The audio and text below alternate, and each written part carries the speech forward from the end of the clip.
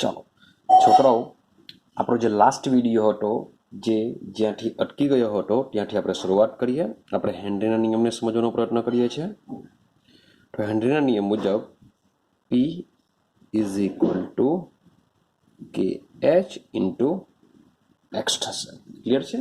આ હેનરીનું ગાણિતીય સમીકરણ છે, જ્યાં કે એચ હેનરી અચળાંક છે.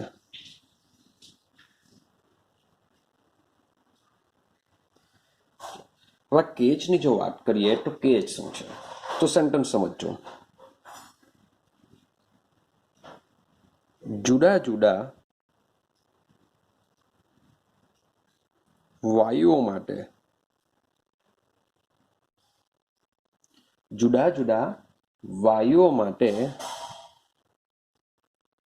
અચળ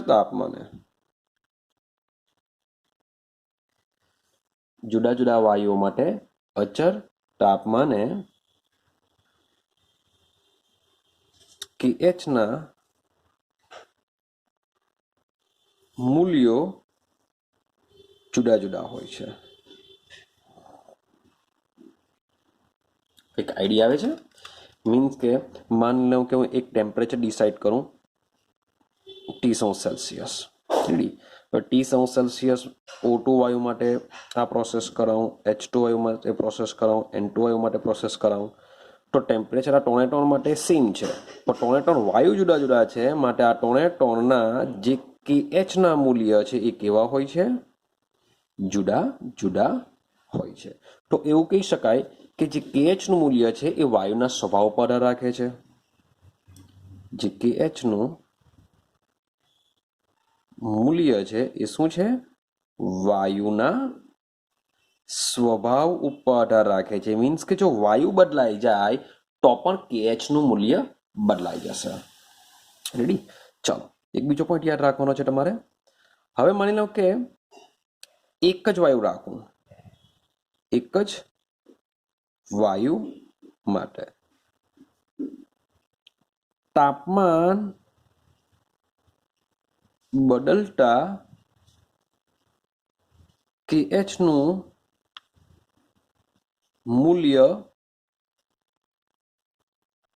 બદલાય. હવે માની લો કે એક જ વાયુ છે, પણ એ પ્રેક્ટિકલ માની લો કે મેં T°C પકડ્યો હોય, પણ જો હવે હું આ જ પ્રેક્ટિકલ 40°C કરું તો પણ શું થશે? KH નું મૂલ્ય બદલાઈ જાય છે. એટલે કે તાપમાન બદલાતા પણ KH નું મૂલ્ય બદલાઈ જાય છે. થાય છે? બીજો એક પોઈન્ટ યાદ રાખવાનો છે તમારે. તાપમાન વધતા KH નું મૂલ્ય વધે છે. તાપમાન વધતા KH નું મૂલ્ય વધે છે.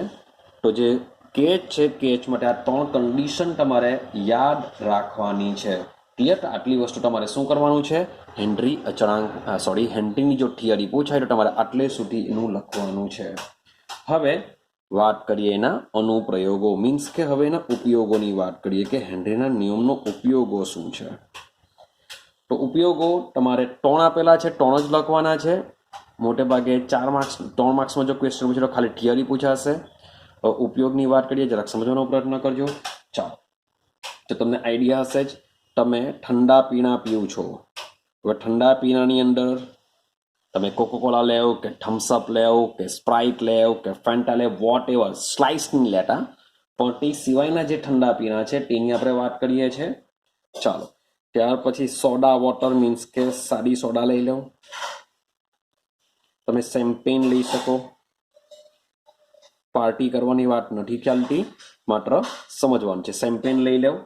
ચાલો, બિયર લઈ લો. ક્લિયર છે? તો ઠંડા પીણા, સોડા વોટર, શેમ્પેન લઈ લો, બિયર લઈ લો. તો આ જે બધા છે, આ બધાની અંદર જે CO2 ની સાંદ્રતા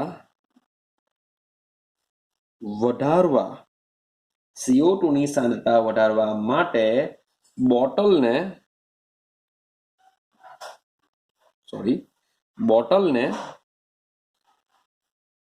ઊંચા દબાણ હેઠળ ભરવામાં આવે છે અથવા બંધ કરવામાં આવે છે।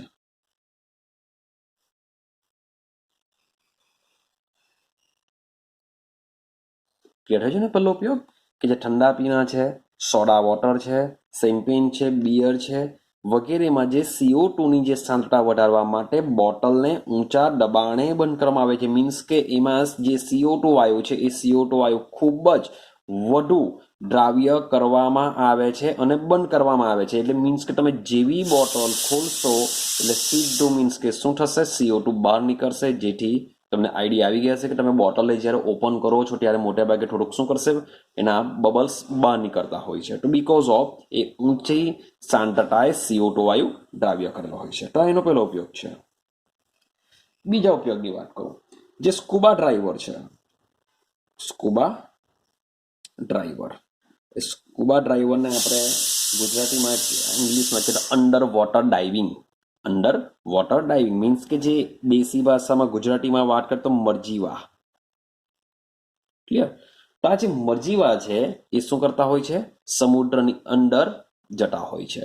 તો સમુદ્રની અંદર જે જતા હોય છે તો એ શું કરશે, ઓક્સિજન માસ્ક લઈને જશે, ઓક્સિજનના સિલિન્ડર લઈને જશે। તો આ જે સ્કુબા ડ્રાઈવર છે કે જે શું કરશે, દરિયાની અંદર જશે, તો આ લોકોએ ઊંચા દબાણે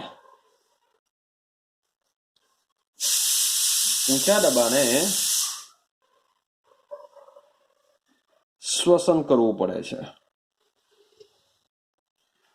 આઈડિયા આવે છે? એ લોકોએ શું કરવું પડશે, ઊંચા દબાણે શ્વસન કરવું પડે છે। ક્લિયર? ચાલો, કેમ?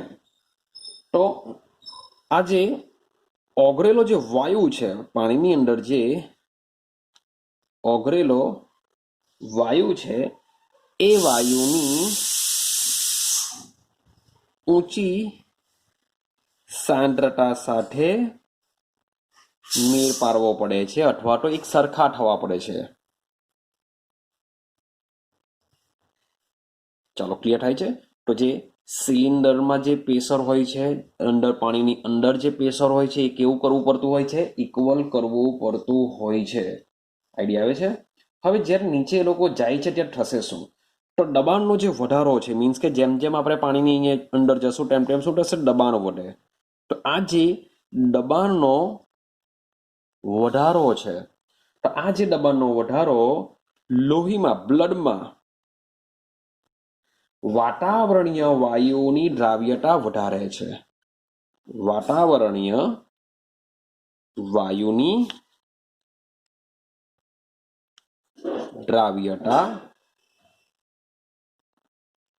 વધારે છે। ક્લિયર? અને જ્યારે મરજીવા, હવે સમજો, મીન્સ કે લોહીમાં વાતાવરણ વાયુની દ્રાવ્યતા વધારે, હવે જ્યારે મરજીવા સપાટી પર આવે છે,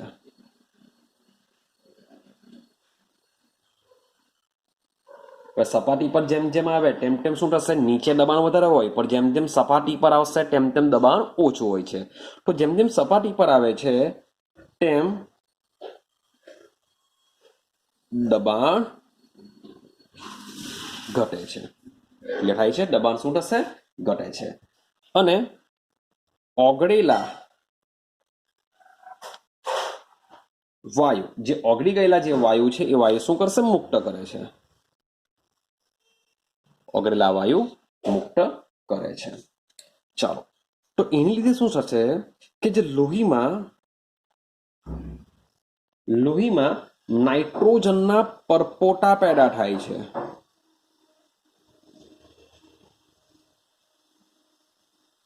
જે ઓગળેલા વાયુ છે એને મુક્ત કરે છે ત્યારે જે બ્લડમાં જે N2 વાયુ હોય છે એ N2 વાયુ શું કરશે, પરપોટા પેદા કરે છે।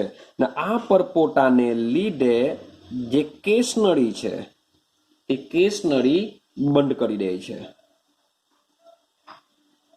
કેશનળી શું કરશે, બંધ કરે છે। તો આ જે કેશનળી બંધ કરે છે એને મેડિકલ રીતના જો આપણે કહીએ તો એના માટે શબ્દ આપવામાં આવ્યો છે બેન્સ।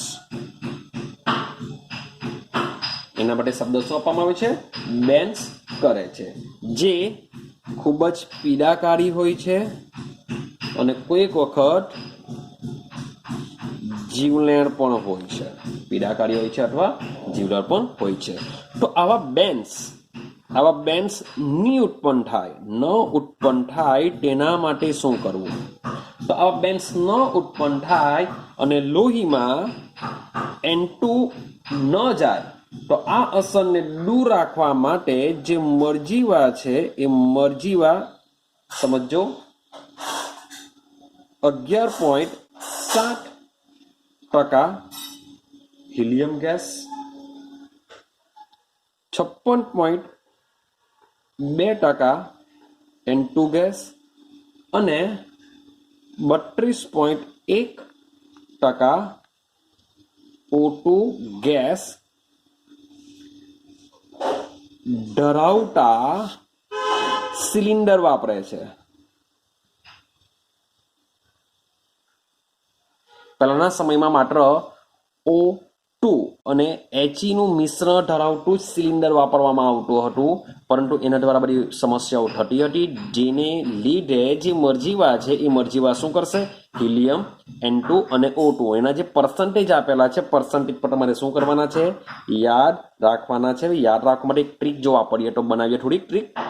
તો પેલા H આપેલો છે, Hમાં બે લાઈન આપેલી છે, એના પરથી 11 યાદ રહી જશે કે H નું પ્રમાણ 11.7, E પરથી એમ કર્યું કે 7, મીન્સ કે આપણે ગુજરાતીમાં જે રીતના 7 લખીએ છીએ એવું કંઈ ને કંઈ બનાવી શકીએ તો 11.7 He.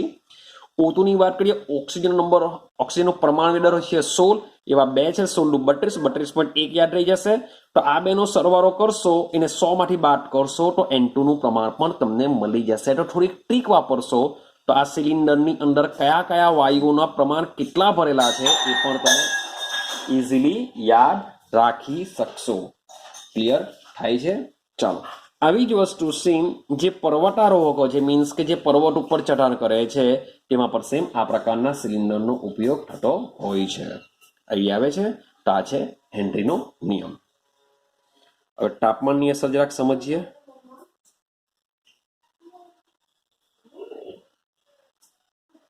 ચાલો, તાપમાનની અસરની વાત કરીએ. માન લો કે મારી પાસે એક બીકર છે, એ બીકરમાં મેં પાણી ભરેલું છે. આ પાણીની અંદર શું કરું છું? કોઈ પણ માન લો કે CO2 વાયુને મેં શું કર્યું છે? દ્રાવ્ય કરેલો છે. હવે આ પ્રોસેસમાં જો હું તાપમાન વધારું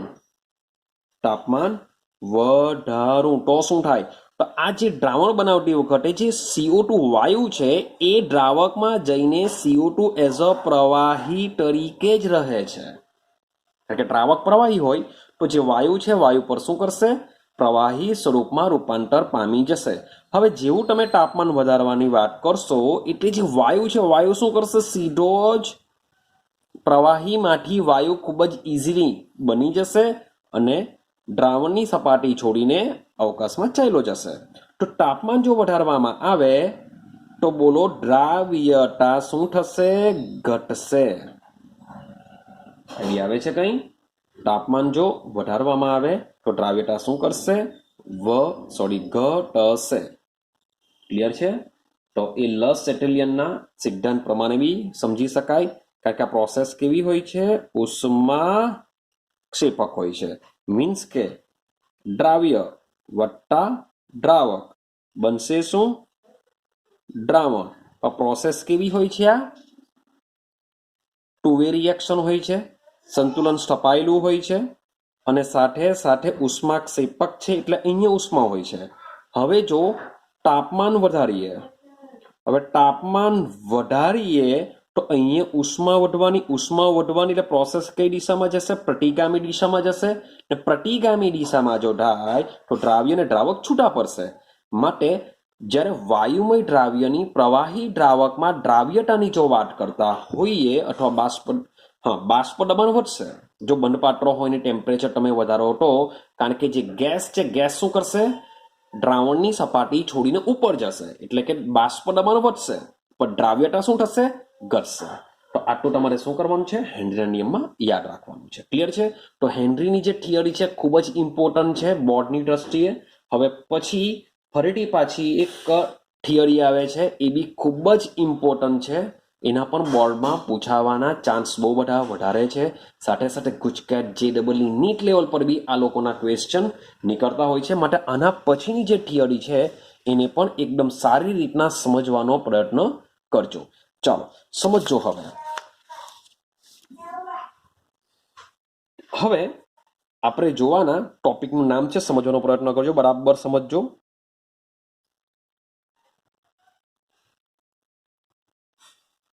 પ્રવાહી દ્રાવણો ના બાષ્પ દબાણ. હવે ટોપિક બદલાય છે, પ્રવાહી દ્રાવણોના બાષ્પ દબાણ. એક વસ્તુ દિમાગમાં ક્લિયર કરી દેજો, જો દ્રાવ્યતા વિશેની વાત આવશે તો હેનરીનો નિયમ આવે કે ભાઈ કોઈ ઘન પદાર્થ છે કે કોઈ વાયુ પદાર્થ છે, પ્રવાહી દ્રાવકમાં કેટલો દ્રાવ્ય થાય છે, તો એ દ્રાવ્યતા કોના પરથી ડિસાઇડ થશે? હેનરીના નિયમ પરથી ડિસાઇડ થશે. પણ જ્યારે પણ આખા ચેપ્ટરમાં વાત કરવામાં આવે બાષ્પ દબાણ વિશે, તો જ્યારે પણ બાષ્પ દબાણ વિશે વાત કરવામાં આવશે ત્યારે એટલું યાદ રાખવાનું, તો આ થિયરીનું વૈજ્ઞાનિકનું નામ છે રાઉલ્ટ. રાઉલ્ટનો નિયમ તમારા દિમાગમાં રહેવો જોઈએ. આ ક્લિયર થઈ જજો કે બાષ્પ દબાણ આવે એટલે રાઉલ્ટ આવે, દ્રાવ્યતા આવે એટલે હેનરી આવશે. તો હવે સમજો, ટોપિકનું નામ છે પ્રવાહી દ્રાવણોના બાષ્પ દબાણ. બાષ્પ દબાણ આવશે એટલે રાઉલ્ટ જ આવશે, બીજું કોઈ નહીં આવે. તો પ્રવાહી દ્રાવણો, હવે શબ્દ છે પ્રવાહી દ્રાવણો, તો પ્રવાહી દ્રાવણો, દ્રાવણ પ્રવાહી અવસ્થામાં ક્યારે હોઈ શકે? તો એનું એક જ કન્ડિશન છે કે આ જે પ્રવાહી દ્રાવણ બનશે ક્યારે? તો તમારું જે દ્રાવક છે એ દ્રાવક કઈ અવસ્થામાં હોય? પ્રવાહી અવસ્થામાં. આટલું ડન થઈ ગયું. મીન્સ કે આ ટોપિકમાં, બાષ્પ દબાણના ટોપિકમાં આપણે જે પણ વાત કરીશું તેમાં 100% દ્રાવક તો શું હશે? પ્રવાહી હશે જ. ક્લિયર? તો જો દ્રાવક જો પ્રવાહી હોય તો દ્રાવ્યની વાત કરું તો દ્રાવ્ય તો 3 કન્ડિશનમાં આવી શકે. મે બી ઘન પણ હોઈ શકે, મે બી પ્રવાહી પણ હોઈ શકે, મે બી વાયુ પણ હોઈ શકે છે. ક્લિયર થાય છે? હા કે ના? ચાલો હવે અને આગળના પોઈન્ટમાં જ પ્રવાહીમાં વાયુની ચર્ચા આપણે કરી દીધી છે. હેનરીના નિયમમાં આની જ ચર્ચા કરીને કે પ્રવાહીમાં વાયુની દ્રાવ્યતા વિશે આપણે ભણીને આવ્યા. તો આ જે ટોપિક છે એ ટોપિકને આપણે હમણાં લેતા નથી. તો આપણે શું કરીશું? હવે બાકી રહ્યા 2. તો આ વિભાગમાં આપણે શું કરીશું? તો આ વિભાગમાં આપણે ઘન દ્રાવ્ય વત્તા પ્રવાહી દ્રાવક બંને ભેગા મળીને શું કરશે? પ્રવાહી દ્રાવણ બનાવશે. તો આ દ્રાવણની અંદર આપણે બાષ્પ દબાણનો અભ્યાસ કરીશું. મીન્સ કે ઘન દ્રાવ્ય હોય, પ્રવાહી દ્રાવક હોય, બંનેને ભેગા કરશો બનશે પ્રવાહી દ્રાવણ. તો આ જે બનતું પ્રવાહી દ્રાવણ છે એનું બાષ્પ દબાણ કેટલું હશે, કેવી રીતના હશે, કેવી રીતના માપીશું આપણે, તેને આપણે વાત કરીશું. ક્લિયર છે? સાથે સાથે માની લો કે મારી પાસે પ્રવાહી દ્રાવ્ય હોય વત્તા પ્રવાહી દ્રાવક હોય, તો આ કન્ડિશનમાં બનશે શું? પ્રવાહી દ્રાવણ બનશે. તો ટોપિકનું નામ જ છે પ્રવાહી દ્રાવણોના બાષ્પ દબાણ. તો પ્રવાહી દ્રાવણ ક્યારે બને? તો જે દ્રાવક છે કઈ અવસ્થામાં હોવું જોઈએ? પ્રવાહી અવસ્થામાં હોવું જોઈએ. તો દ્રાવ્ય તરીકે ક્યાં ઘન પણ લઈ શકાશે, ક્યાં પ્રવાહી પણ લઈ શકાશે. ક્લિયર થાય છે? આટલું ક્લિયર થયું? હા કે ના? ચાલો હવે આગળ જઈએ. હવે આ બંનેની જો આપણે થોડુંક વિચારીએ આપણે, તો વિચારજો. બાષ્પ દબાણનો મતલબ થાય કે બાષ્પ દ્વારા ઉત્પન્ન થતું દબાણ. બાષ્પ દબાણનો મતલબ શું થાય? બાષ્પ દ્વારા ઉત્પન્ન થતું દબાણ. હવે બાષ્પ દ્વારા ઉત્પન્ન થતા દબાણની તો બાષ્પ દ્વારા ઉત્પન્ન થતું દબાણ, તો આ બંનેની જો આપણે વિચારીએ, થોડુંક ઇમેજિનેશન કરીએ, તો કોણ બાષ્પમાં રૂપાંતર પામશે? કારણ કે બાષ્પ જે ઉત્પન્ન થવાની છે એ બાષ્પ દ્વારા જે દબાણ થશે એને જ આપણે બાષ્પ દબાણ કહીશું. તો સમજો જે બાષ્પ દબાણ છે એની જો વાત કરીએ તો આપણી પાસે છે ઘન દ્રાવ્ય. તો જે ઘન પદાર્થ હોય છે એ ઘન પદાર્થનું બાષ્પમાં રૂપાંતર થવાનું નથી. હા કે ના? પણ જે પ્રવાહી છે એ પ્રવાહીનું શું થશે? બાષ્પમાં રૂપાંતર થઈ શકે છે. તો આ બંને પ્રવાહી દ્રાવ્ય હોય, પ્રવાહી દ્રાવક હોય, તો આ કિસ્સામાં દ્રાવ્ય અને દ્રાવક બંનેનું બાષ્પમાં રૂપાંતર થઈ શકે છે. પરંતુ ઉપરના કિસ્સામાં ઘન દ્રાવ્ય વત્તા પ્રવાહી દ્રાવકમાં માત્ર ને માત્ર પ્રવાહી દ્રાવકનું જ બાષ્પમાં રૂપાંતર થશે. મીન્સ કે જે દ્રાવણ બનશે એ દ્રાવણમાંથી પ્રવાહી દ્રાવક જ બાષ્પમાં રૂપાંતર પામશે. ઘન દ્રાવ્ય બાષ્પમાં રૂપાંતર પામી શકતું નથી. જ્યારે આ પ્રકારનું જે પ્રવાહી દ્રાવણ બને છે જેમાં પ્રવાહી દ્રાવ્ય હોય છે, પ્રવાહી દ્રાવક હોય, તેમાં દ્રાવ્ય અને દ્રાવક બંનેનું જ બાષ્પમાં રૂપાંતર થઈ શકે છે. ક્લિયર થાય છે? તો બંને ટોપિક કેવા છે? એકબીજામાં અલગ અલગ છે. હવે મેં તમને આગળ જ વાત કરેલી છે કે આ ચેપ્ટરની અંદર આપણે જે પણ થિયરી ભણશું એ માત્ર ને માત્ર શાના માટે ભણીશું? દ્વિઅંગી દ્રાવણ માટે. હવે દ્વિઅંગી દ્રાવણ કોને કહેવાય? તો એક દ્રાવ્ય હોય, એક દ્રાવક હોય, તેને જ આપણે શું કહેશું? દ્વિઅંગી દ્રાવણ કહેશું. આઈડિયા આવે છે? તો હવે જે આ બે પોઈન્ટ છે, મીન્સ કે હવે આપણે ઘન દ્રાવ્ય અને પ્રવાહી દ્રાવક, અને બીજો પોઈન્ટ છે પ્રવાહી દ્રાવ્ય, પ્રવાહી દ્રાવક, આ બંનેનો ઉપયોગ આપણે શાના માટે કરીશું? બાષ્પ દબાણ માપવા માટે કરીશું. ક્લિયર થાય છે? ચાલો, તો બહુ મજાનું છે. મીન્સ કે બેઝિક વસ્તુ છે. હવે આપણે થિયરીની શરૂઆત કરીએ કે થિયરી શું છે. તો સૌથી પહેલા આપણે ટોપિક શરૂઆત કરીએ પ્રવાહી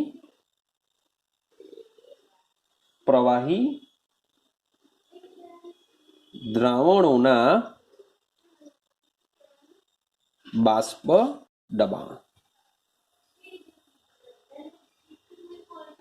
પ્રવાહી દ્રાવણોના બાષ્પ દબાણ. ક્લિયર થાય છે? ચાલો, તો મીન્સ કે તમને ક્વેશ્ચન શું પૂછી શકાય કે રાઉલ્ટનો નિયમ બાષ્પશીલ દ્રાવ્ય અને દ્રાવક માટે સમજાવો. જો લખેલું છે બાષ્પશીલ દ્રાવ્ય અને દ્રાવક, મીન્સ કે દ્રાવ્ય અને દ્રાવક બંને કેવા છે? બાષ્પશીલ છે. અથવા તો પ્રવાહી દ્રાવણો માટે રાઉલ્ટનો નિયમ સમજાવો. આ રીતનો તમને ક્વેશ્ચન પૂછાશે. ક્લિયર? ચાલો, તો સૌથી પહેલા પ્રવાહી દ્રાવણો આપેલું છે એટલે આપણે સૌથી પહેલા શું લેવું પડશે કે આપણે બે બાષ્પશીલ પ્રવાહીના દ્વિઅંગી દ્રાવણ લઈએ. ક્લિયર છે?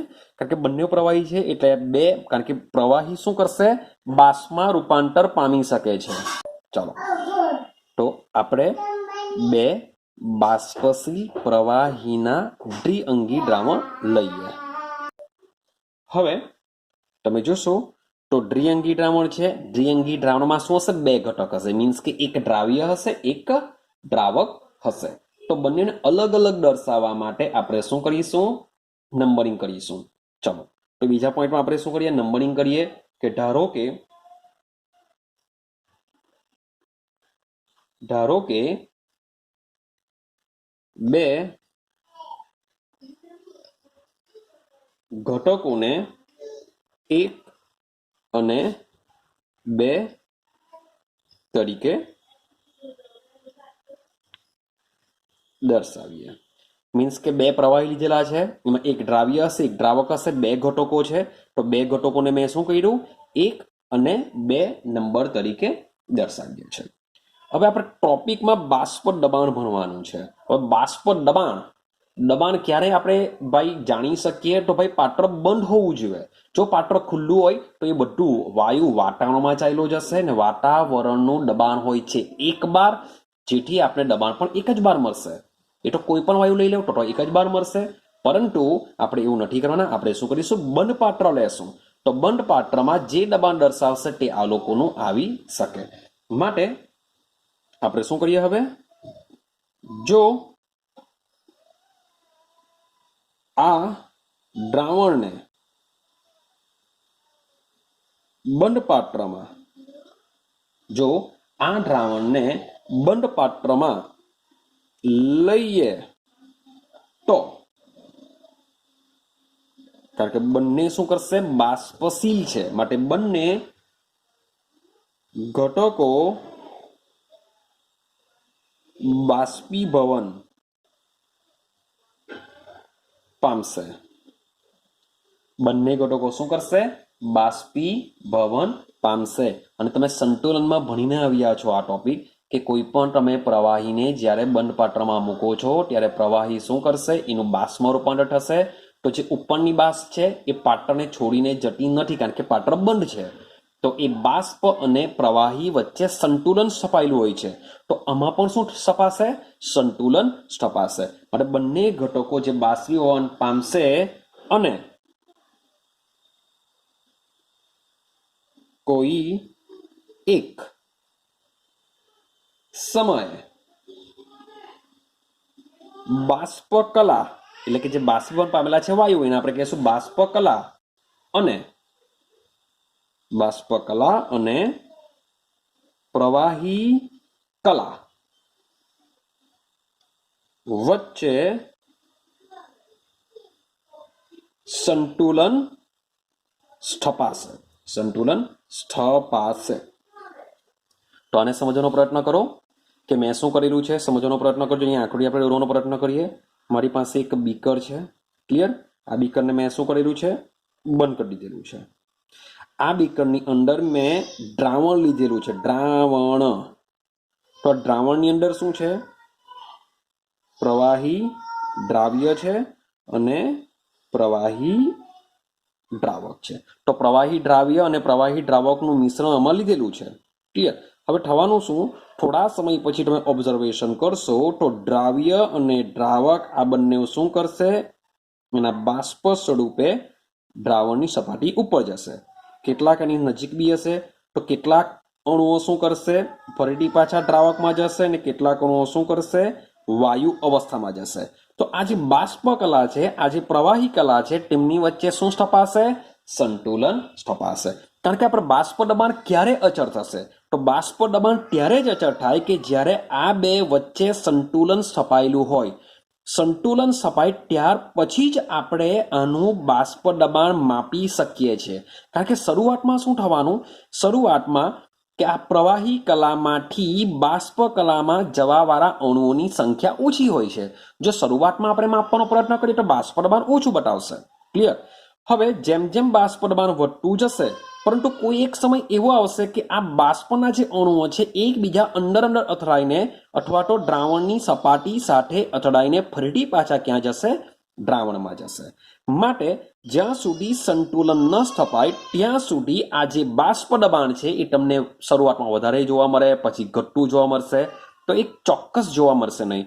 એકવાર સંતુલન સ્થપાઈ ગયા બાદ જ તમને બાષ્પ દબાણ ચોક્કસ જોવા મળશે. તો માની લઈએ કે સંતુલન શું થઈ ગયેલું છે? સ્થપાઈ ગયેલું છે. સંતુલન સ્થપાશે.